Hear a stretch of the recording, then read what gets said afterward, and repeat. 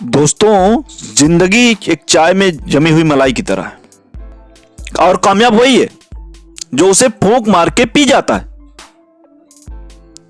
जी हां, जो उसे फूंक मार के पी जाता है वो कामयाब हो गया। अबे उसके लिए रोएगा थोड़ी, ओ मेरी चाय में तो मलाई है, ओ नहीं, रोएगा नहीं। कामयाब वही है जो फूंक मार के उसे पी जाता है। आप क्या करते हो? आप भी तो वही करते हो ना। तो दोस्तों, जिंदगी का फलसफा भी यही है कि जिंदगी में परेशानियां तो आएंगी जाएंगी, और जो उसे ठोकर मार के, जो उसे फूंक मार के आगे बढ़ जाता है वो कामयाब है। इस बात को आप हमेशा अपने दिमाग में बिठा लीजिए। दोस्तों, समझो आपके पास एक कल्प वृक्ष है। आप उससे जो कहोगे वो मिल जाएगा। आपने उससे कहा कि मुझे एक बहुत महंगी गाड़ी चाहिए। बहुत बड़ी बात बता रहा हूं दोस्तों, ध्यान से सुनिएगा। और दोस्तों, यदि आप अभी नए आए हैं चैनल पे तो प्लीज लाइक और सब्सक्राइब और शेयर कर दीजिएगा भाइयों। तो समझिए आपके पास एक कल्प वृक्ष है। आप जो मांगेंगे वो दे देगा आपको। जो भी आप चाहते हैं, जो कहेंगे वो आपको मिल जाएगा। आपने कहा कि मुझे एक महंगी लग्जरी गाड़ी चाहिए, सारी फैसिलिटी हो उसमें, जो भी आप चाहते हैं वो सब कुछ हो उसमें, लेकिन उसकी शर्त एक ही है। उसकी शर्त एक ही है कि गाड़ी तो आपको मिल जाएगी, अच्छी से अच्छी, महंगी से महंगी, दुनिया की सबसे महंगी, सबसे अच्छी फैसिलिटी वाली गाड़ी आपको मिल जाएगी। जी हाँ, दुनिया की सबसे अच्छी फैसिलिटी वाली गाड़ी आपको मिल जाएगी, लेकिन शर्त उसकी एक ही है कि इसके बाद आपको पूरी लाइफ में, पूरी जिंदगी में आपको कोई दूसरी गाड़ी नहीं मिलेगी। अब आप क्या करेंगे? गाड़ी तो आपने सबसे अच्छी, दुनिया की सबसे महंगी गाड़ी ले ली, सबसे अच्छी, सबसे ज्यादा फैसिलिटी वाली, लेकिन उसके बाद आपको फिर कभी गाड़ी नहीं मिलनी। क्या करोगे आप? क्या करोगे आप? यही ना कि उसे बहुत अच्छे तरीके से संभाल के रखोगे, उसे बहुत अच्छे तरीके से संभाल के रखोगे, उसका ज्यादा से ज्यादा ख्याल करोगे। और सबसे ज्यादा ख्याल किस बात का करोगे? कि वो किसी दूसरे के हाथ में ना चली जाए। यस, वो किसी दूसरे के हाथ में ना चली जाए। और आपको भी पता है कि किसी दूसरे के हाथ में चली गई तो उसके बाद उसका वो क्या करेगा। ठीक इसी तरह आपकी जिंदगी है दोस्तों। बहुत से लोग हैं जो अपनी गाड़ी की चाबी किसी दूसरे के हाथ में दे देते हैं और फिर पूरी जिंदगी उनकी बर्बाद हो जाती है और वो घूमते रहते हैं इधर उधर। तो इसके लिए दोस्तों, किसी की बड़ी परछाई बनने से अच्छा है, किसी की बड़ी परछाई बनने से अच्छा है अपनी खुद की छोटी पहचान बनाइए।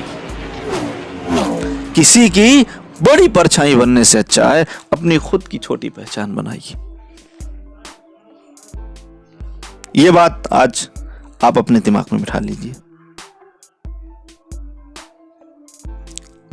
और मुसीबतों का रोना मत रोइए, क्योंकि मुसीबतें तो मलाई की तरह है, उस मलाई की तरह जो चाय में जमी होती है, और वो आएंगी जाएंगी, उन्हें आने दीजिए, जाने दीजिए।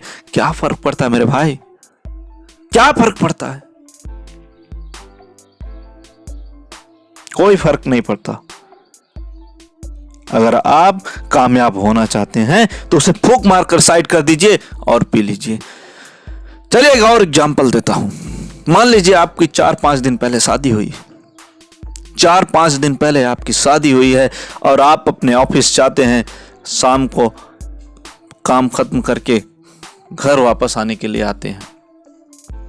ठीक है, आपको अपने घर तक पहुंचना है, आपको डेस्टिनेशन तक पहुंचना है, अपनी जगह तक पहुंचना है, अपने घर तक पहुंचना है। रास्ते में गड्ढे आए तो आप क्या करोगे? अगर रास्ते में गड्ढे आ गए तो आप क्या करोगे? वापस ऑफिस फिर से लौट जाओगे क्या? वापस फिर से ऑफिस लौट जाओगे क्या? नहीं ना। तो फिर कठिनाइयों से डरकर जिंदगी को क्यों रोकना चाहते हो? वो डेस्टिनेशन, वो रास्ता आप पार करोगे ना, भले धीरे चलोगे, गड्ढे आएंगे तो क्या करोगे? धीरे चलोगे। और थोड़ी दूर चलने पर रेड लाइट आ जाती है तो आप क्या करोगे? रेड लाइट आ गई तो क्या करोगे? ऑफकोर्स रुक जाओगे। लेकिन क्या आप वहीं पे खड़े रहोगे क्या? जिस चौराहे पर, जिस तिराहे पर, जिस मोड़ पर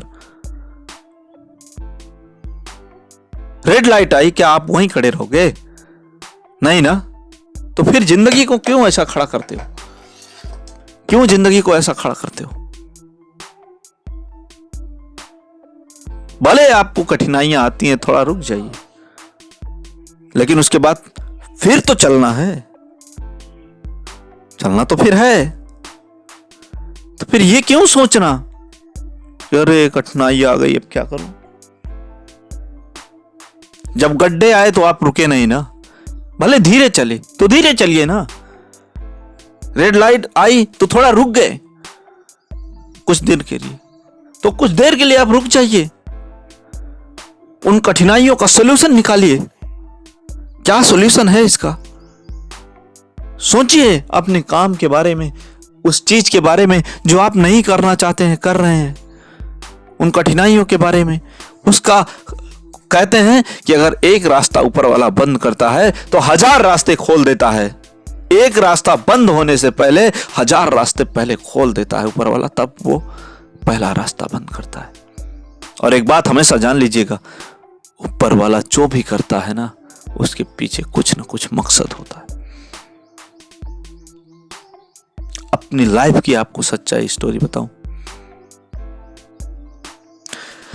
मेरे मित्र, इष्ट मित्र सभी कह रहे थे कि अभी मत जाओ यार, अभी घर मत जाओ, थोड़ा और 1 महीने कमा लेते हैं फिर चलते हैं। लेकिन ये बातें वही समझेगा दोस्तों जिसने गरीबी देखी हो। सबके बस की बात नहीं है। मेरे इष्ट मित्र कह रहे थे थोड़ा और रुक जा, अभी मत जा।